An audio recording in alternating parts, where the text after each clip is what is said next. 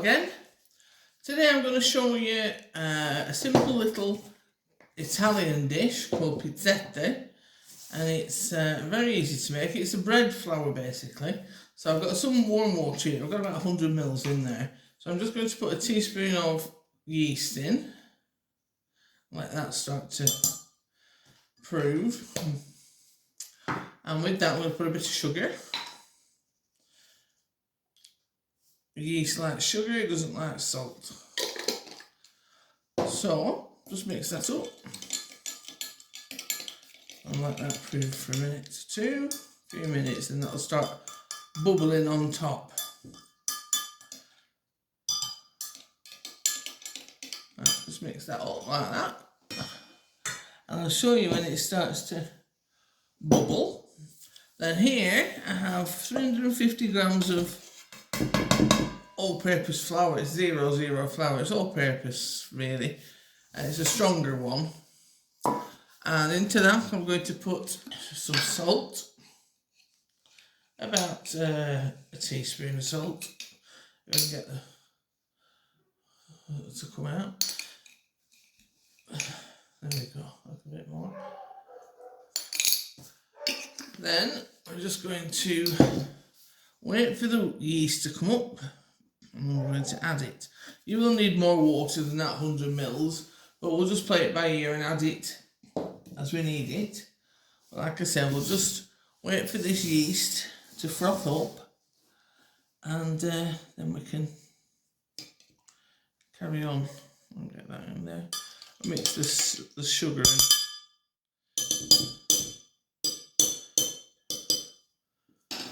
I'm also going to do a little video tomorrow of the garden, just to show you what state it's in.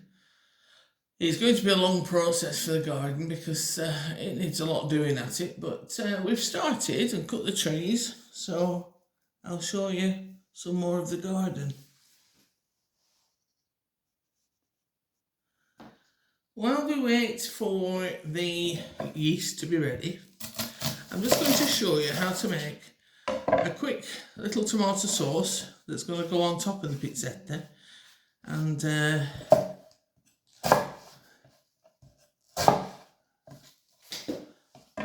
it'll finish it off. This is how you're supposed to have it anyway, and you can do it another way. You can actually, I'll do it two ways for you when we get around to cooking it, to show you how they eat it. I mean, they eat it flat mostly, but then again, you can. It's in Naples. It's in a Naples street food apparently. So we just get only a little bit of onion. I'm only doing a small amount of sauce. I'm just going to cut it as fine as possible.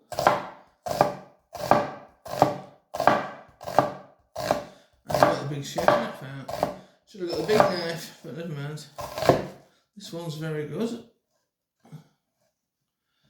So just cut this up as fine as possible.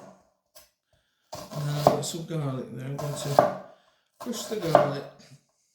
I used to make this sauce in big batches for the restaurant. But obviously I don't need big batches these days, so I have to learn to make things on a smaller scale. So I'm just cutting these up just as finely as you can get it. You can also afterwards blitz it if you've got a hand blitzer. Just give it a blitz and it'll make it really smooth for you. Just like this.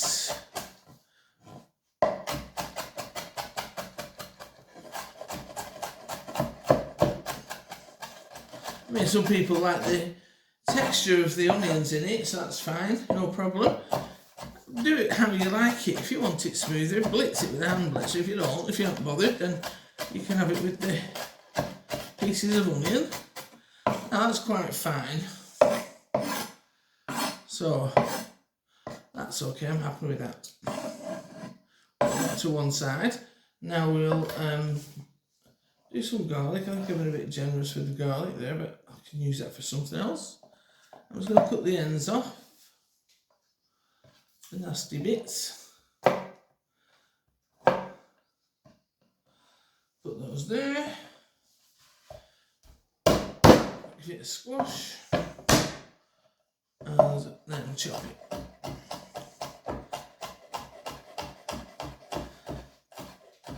These are really good, nice little treats, afternoon tea things, you know, afternoon snacks, should I say. So we do afternoon tea in Italy. We do, they just have their antipasties, and I'm not sure which category this comes in. It's just eat it if you feel like it, I suppose.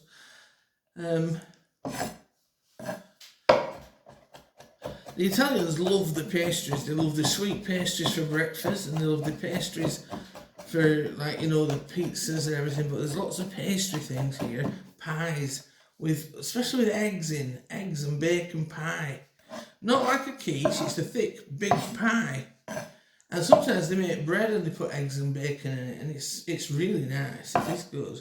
So we've got the onions and the garlic there. And today I've got some baby tomatoes. These are little cherry tomatoes from a tin, which are quite common here in Italy. You can find them in the UK.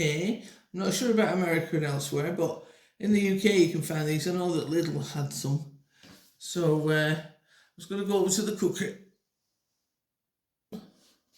Right, so into the pan we shall put some olive oil. About a tablespoon, couple of tablespoons. Turn on the heat. And let's get the onions and the garlic. Done this wrong way around.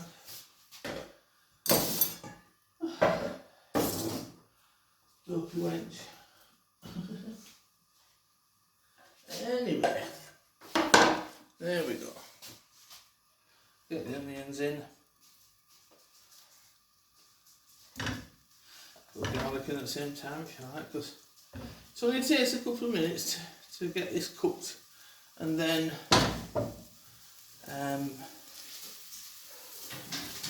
we can use it.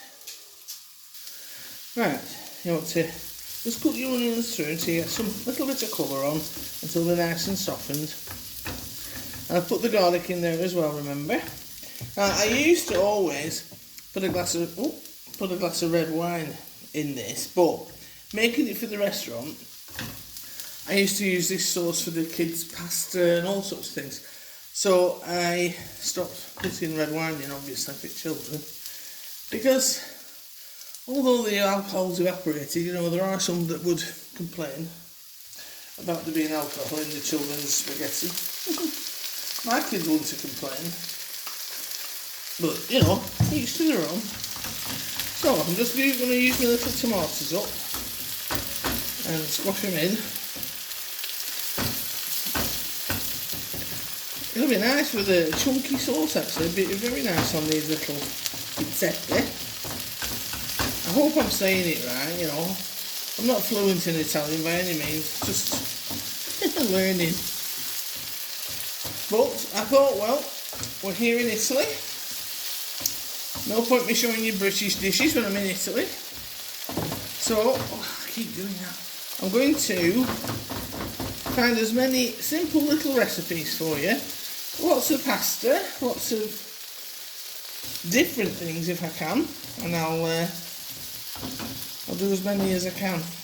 And like I say, if you have any suggestions, anything in particular you want me to make, just let me know. Right, I'm going to put a little bit of salt and pepper in.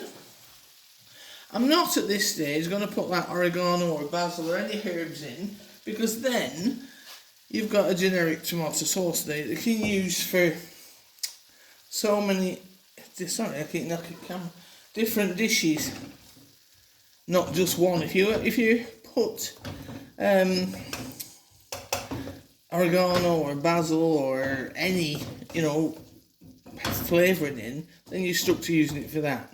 Because we used to use this for Greek dishes, not just, it wasn't Italian dishes then. So now, and we use a lot of oregano in Greece, but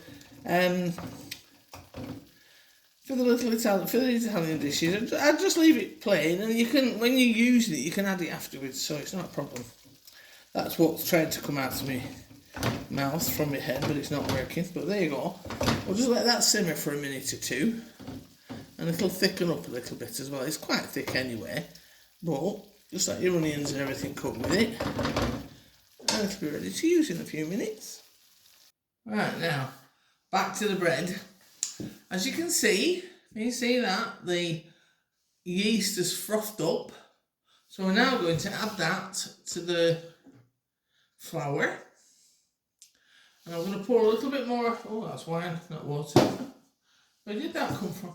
I'm going to put a bit more. It is hot, this water that's going in, but I'll put it into there just to clean the sides of the yeast as well. We'll add that in a little minute, but that's quite good. So what I'll start doing is just mixing that in. Get that mixed in. There's not enough water there yet. That was only 100 mils I put in. I think you'll need at least 200 for it. So this is a bit warmer, but it's alright because we've already put the yeast through. So I'll keep mixing it till we get a nice dough. Just add your water gradually. You know, I mean, you don't have to worry. Bread, everybody thinks bread's such a science, and it's not. It's your water, yeast, and flour, and that's your bread. So don't be frightened of trying. And I'm just adding water as and when. I'll just put more there because it just cools it down a bit. It's a bit hot for a kettle, but just cools it down. And I'm just adding more as we go along. If you put a bit too much water in, it's not a big issue either. You can just add a little bit more flour if it's too wet. If it's too dry, add a bit more water. Now this is a bit too dry at the moment, so I'm going to add a bit more water. And just keep doing that. Just watch it, keep your eye on it like that. And just bits of water at a time. It's not too hot, it's not boiling, it's just a bit warmer than I would normally use. Now you can see it's coming together, all sticking from around the edges, and that looks good. That's looking better. Just like that, you gather it all in. That's very good. So we'll get the flour.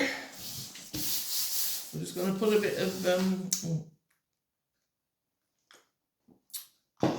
flour on your surface, like that, and just tip your dough out. I'm just going to put a bit of flour on my hands because I'll get it all over my hands and I'll not be able to get it off. So we'll just bit of flour, scrape it out of your bowl, put it onto your flour. I think it's tea time for the dogs.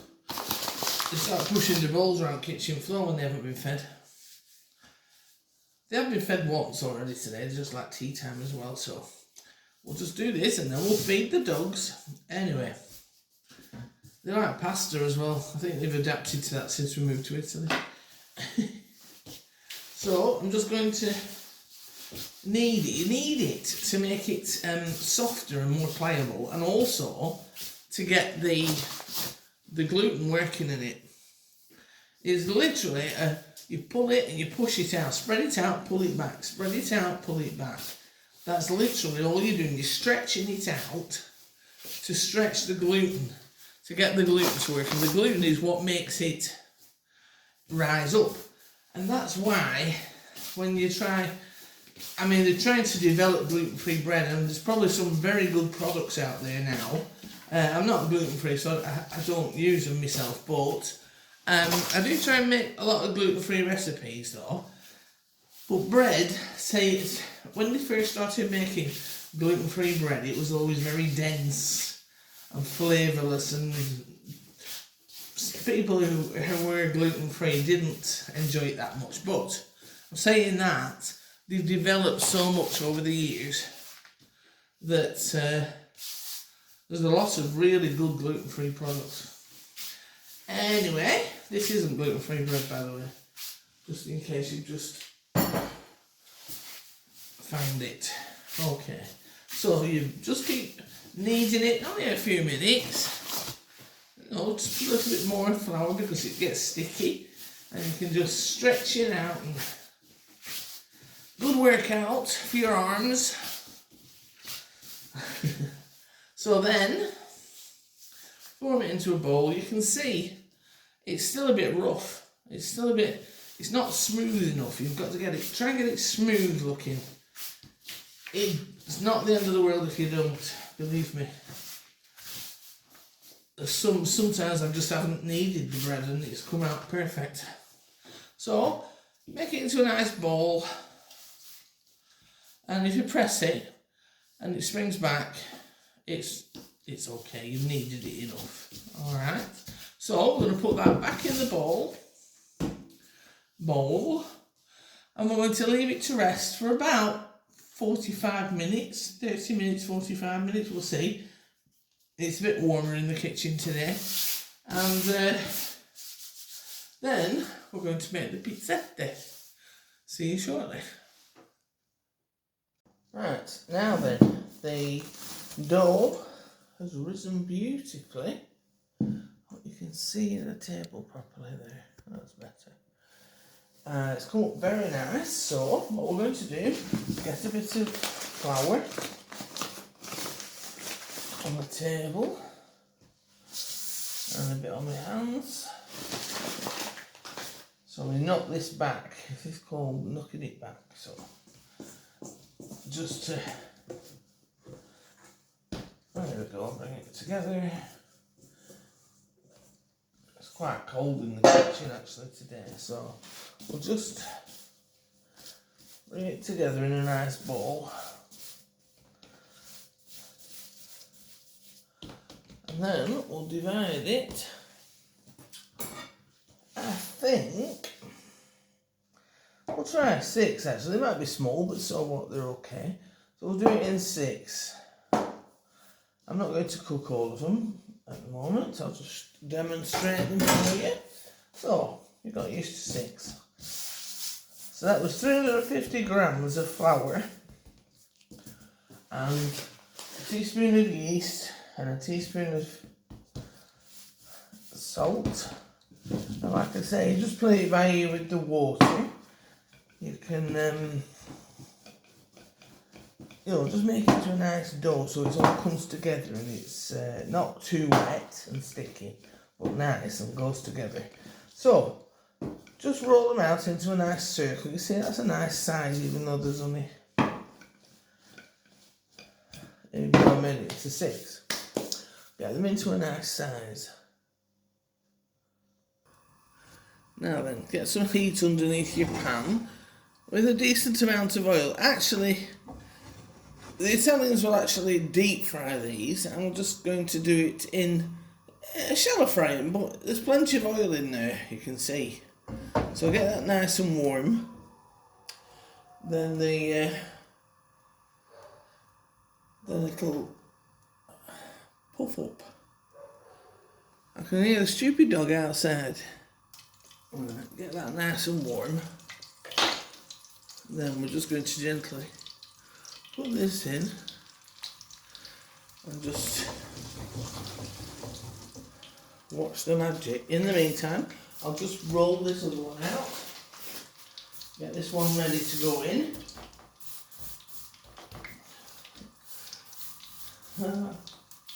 Let's see, maybe I allowed it to get hot enough yet. Should come up, should be okay. If not, the next one will be.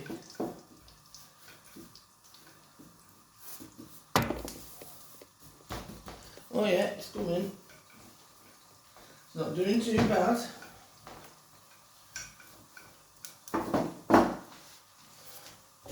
There we go. That's nice, it's coming up into a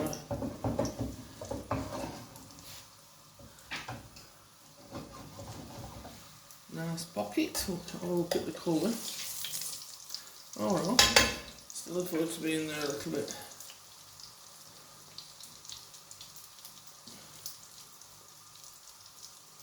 That's better.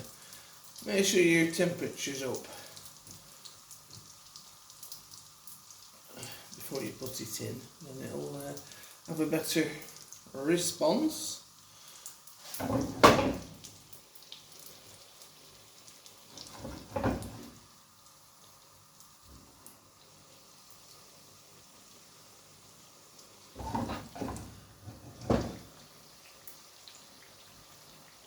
think you can do it either way, you know, you can put it into if you've got a deep fat fryer, then fine.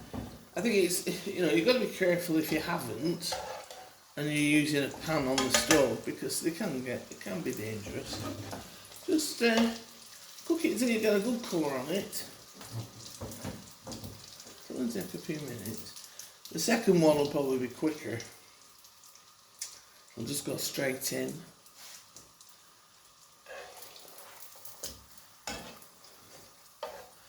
Come on, honey. You know you want to.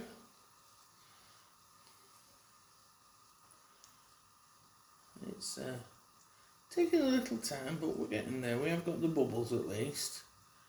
It's puffed up. I just wanted to get some colour on it, and then I'll drop the next one in. Oh, there we go. That's better. The colour's coming now. There we go.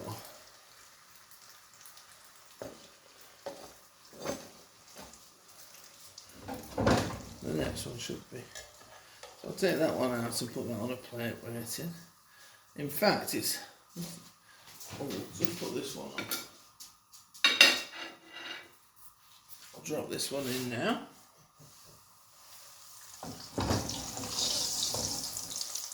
And the oil's hotter, so it should respond better. I think I will do a third one.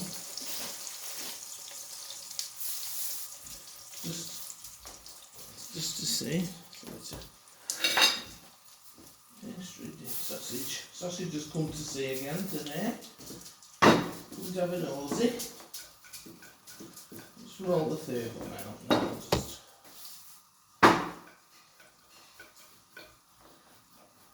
Know what I do with the other daft dog is running around everybody else's gardens, I think. There we go. That's better. I think that one's worked out better, yeah. That's nice. Look, all puffing up. That's good.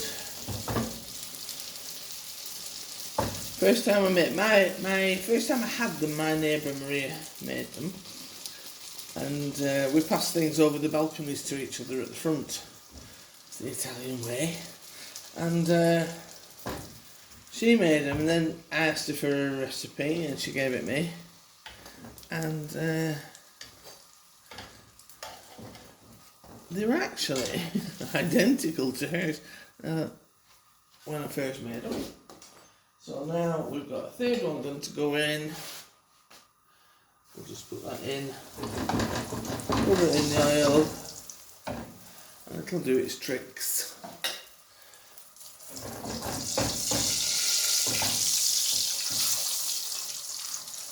So it is really only a bread recipe. So with this, you can do all sorts. Oh, I was going to show you the different. I need to show you an alternative way as well. Another way that they do it. What you can do them flat like this, just little pieces. Put what you want on top. It's normally just tomato, mozzarella, or parmesan and basil. Nothing fancy like Hawaiian pizza or anything. Just put your toppings on, and that's how they eat them. Otherwise, you can put the topping on half, fold it over, and then put it into fry. That's another way they do it as well. But this is the most popular way, I'd say. Although the other way is like a street food in Naples. So, right, we'll take those out now. They're all out. Shake the excess oil off. You can put them on a little piece of some kitchen paper, just to drain them. Right, for your finishing touches, we have the lovely dogs barking in the background. We have the lovely tomato sauce that we made yesterday beforehand, and we're going to just put. I'll do it on table, it's clean. We're just going to put a spoon of this on and spread it out a bit. I did take out, there were quite a lot of the skins in there, so I didn't blitz it, you know, hand blend it, but I've taken out most of the tomato skins. I'll just do another one there, just to show you.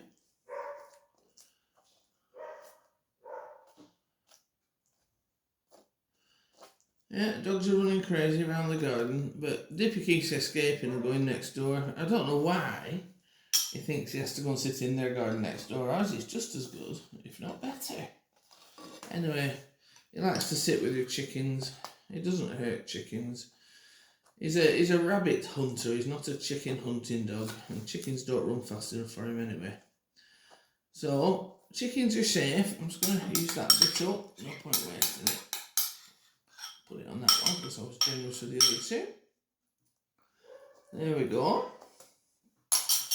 And to that, we are going to add a little parmesan. I don't know, I'm dogs. I'll just put some parmesan on top there.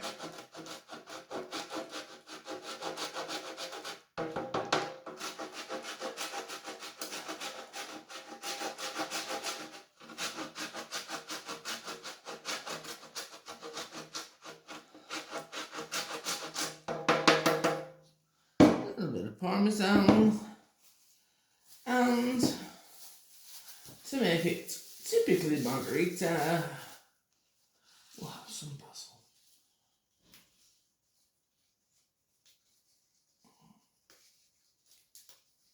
They might both have gone for a walk out there. So,